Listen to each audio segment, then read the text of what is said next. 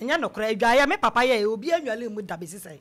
adwaye na emienu toilet and bath mienu mama ye dia na ne ma na faafa ene fa aka no ye mfa nye me papa na ate ase na ode ama han na obi dem ye nwale mu da nso ona dem ahai ye nwale mu da na de ye ne se sai adwaye no me papa ko fie no wo yale no ye ko no ko hwe no wo ka kire me se me mfa ma han no me famre no mfa ntuto bibini nti me de dan no agya ko fie na ma me kwan ne ma ya dansefo wo wu ye kire no ne ba be ma bai bra wo sei ebra ofata se wo de dan no pipese ama abusua nti wa mfa ma me bra no ene wo koye nti sa dan no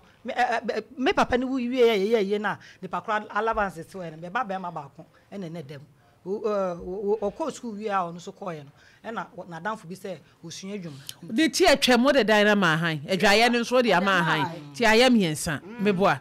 opanyini na obo bibi kan kana minti ya so a o ka se adwaye da no anya no kure na ye say o se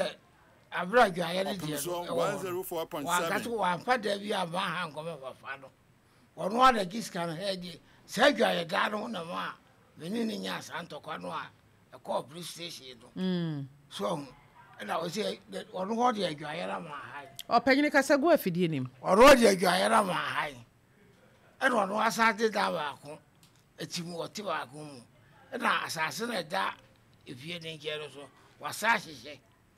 dai asade ama hai so ono kwa ne da ya miensa ne wo hwe ho ena busia so de ya miensa na o papa wa no ma me wo say mienu ba ko aka we oho nenti wagina ma woni bunua na na papa no asam na wo kana enya no kore yo mate